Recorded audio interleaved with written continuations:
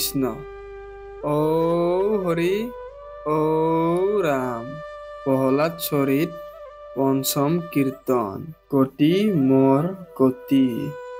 মোৰ গোবিন্দ দেৱ মাধৱ বিনা বন্ধু নাহি কেও অৰ্থাৎ হে গোবিন্দ দেৱ অৰ্থাৎ হে ভগৱান কৃষ্ণ তুমিয়ে মোৰ গতি মানে ভকতসকলৰ আপুনিয়ে একমাত্ৰ মুক্তিৰ পথ আপুনিয়ে ভকতসকলৰ একমাত্ৰ গতি পথ আৰু হে মাধৱ অৰ্থাৎ কৃষ্ণ আপোনাৰ বাহিৰে মোৰ আৰু কোনো বন্ধু নাই আপুনিয়ে মোৰ পৰম মিত্ৰ আপুনিয়ে আমাৰ এই ভকতসকলৰ পৰম মিত্ৰ কৰিলা তুতি চাৰি মহামুনি হাৰিক মাধৱে মাতন্ত গুণী পাৰিষত জয় বিজয় মোৰ কৰিল অপৰাধ ইটো অখৰ অৰ্থাৎ চাৰি কুমাৰে যি অপমানিত হৈছিল জয় আৰু বিজয়ৰ দ্বাৰা এই চাৰিজনক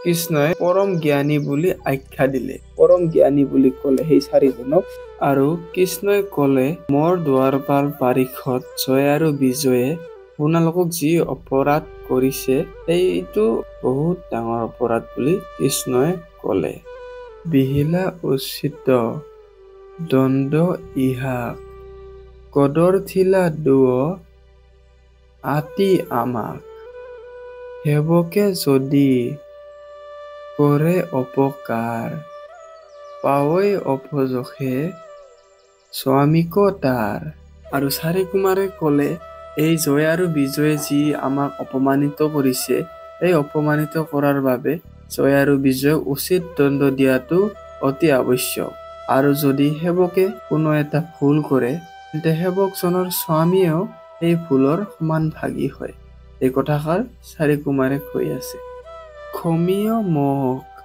চাৰি মহাশিষ্ট ব্ৰাহ্মণগণ মোৰ মহা ইষ্ট বিপ্ৰ সেৱাতেহে আমাৰ খ্যাতি চাণ্ডালক কৰৈ পবিত্ৰ আতি আৰু কৃষ্ণই চাৰি কুমাৰক ক্ষমা খুজিলে এই জয় আৰু বিজয় যিটো অপৰাধ কৰিছে সেই হৈ কৃষ্ণই ক্ষমা খুজিলে আৰু ক'লে ব্ৰাহ্মণসকল মোৰ অতি প্ৰিয় ভক্ত ব্ৰাহ্মণসকলৰ প্ৰাৰ্থনাতে মোৰ গৰিমা বৃদ্ধি হয় আৰু যদি চাণ্ডালেও মোৰ ভক্তি কৰে তেন্তে সিহঁতেও অতি পবিত্ৰ হয় তোমাৰো ইন্দ্ৰে কৰৈ অপৰাধ কাটিব ইন্দ্ৰক নাহিকে বাধ বিপ্ৰৰ মুখে কুঞ্জ যেন কৰি বহ্নিৰ সম নহে তাংক হৰি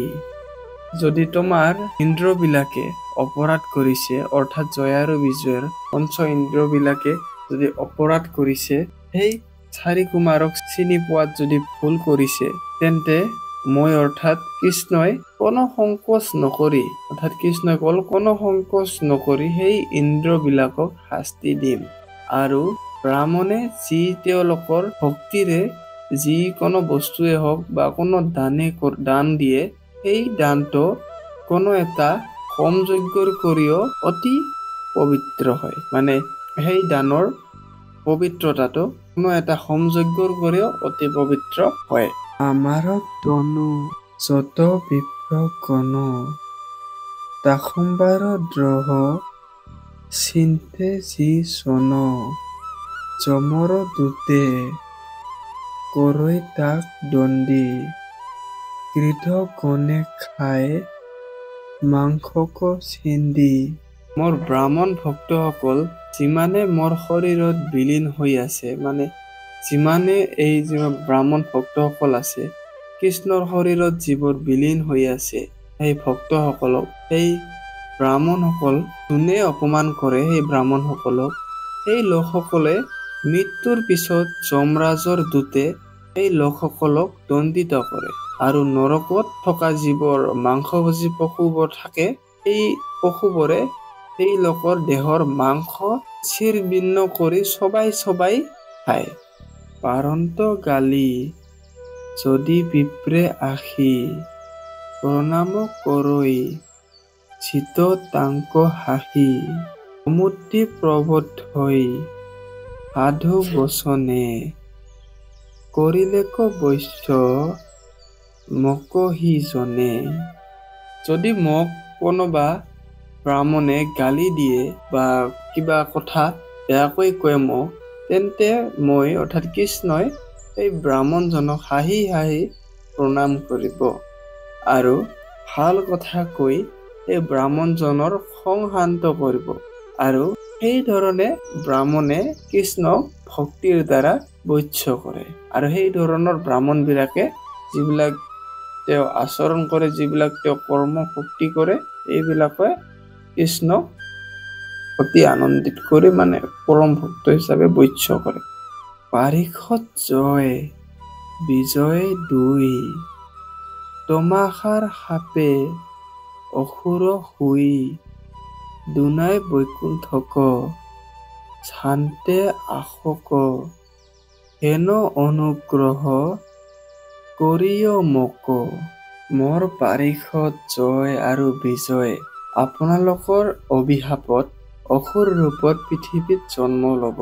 অৰ্থাৎ আপোনালোকে যি অভিশাপ দিল জয় আৰু বিজয়ক, সেই অভিশাপৰ বাবে ইহঁতে পৃথিৱীত জন্ম ল'ব লাগিব আৰু তেওঁলোকে যাতে অতি সোনকালে পুনৰ বৈকুণ্ঠলৈ উভতি আহে, সেয়ে সেই মহান শ্ৰেষ্ঠ চাৰি কুমাৰ আপোনালোকৰ তাত মোৰ এই অনুগ্ৰহ, যাতে জয় আৰু বিজয় সোনকালে বৈকুণ্ঠলৈ উভতি আহে মোৰ দুৱাৰপাল ৰূপত।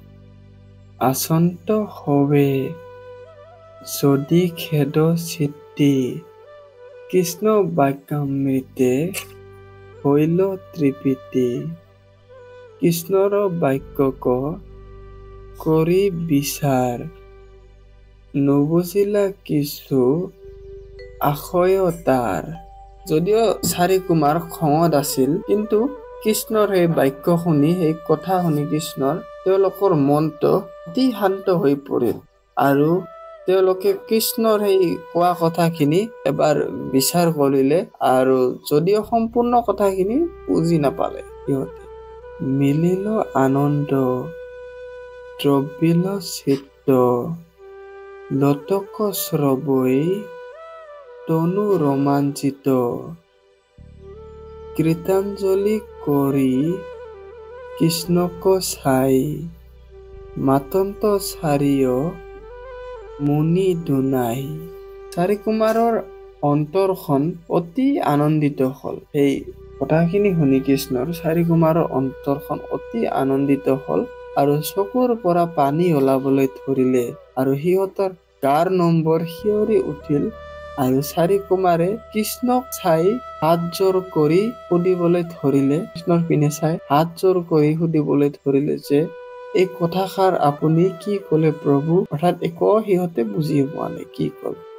কৃষ্ণৰ কিংকৰে শংকৰে কহে জানা চিৰকাল দেহা নৰহে। কৃষ্ণৰ কীৰ্তনে সাধিয় গতি বোলা হৰি হৰি একান্ত মতি। কৃষ্ণৰ কিংকৰ অৰ্থাৎ কৃষ্ণৰ সেৱক শংকৰদেৱে কৈ আছে, মানুহৰ এই শৰীৰটো, এই নৰ দেহটো চিৰকালৰ বাবে নাথাকে। কৃষ্ণ নামৰ এই কীৰ্তনেহে কেৱল জীৱনত মুক্তি লাভ কৰাব। কৃষ্ণ নামৰ এই যিটো কীৰ্তন, কৃষ্ণ কীৰ্তন, এই কীৰ্তনেহে কেৱল জীৱনত মুক্তি লাভ কৰাব। তেন্তে সময় নষ্ট নকৰি এই ভালে থকা সময়তে আমি সকলোৱে কৃষ্ণৰ কীৰ্তন কৰাটোৱে উচিত। কাৰণ মানুহৰ এই শৰীৰটো কেতিয়া কি ঘটিত হয়, কেতিয়া কি সংঘটিত হয়, কোনোৱে ক'ব নোৱাৰে। সেইকাৰণে কৃষ্ণৰ এই কীৰ্তনটো কৰাটো অতি দৰকাৰ। কৃষ্ণ ও হৰি ও ৰাম।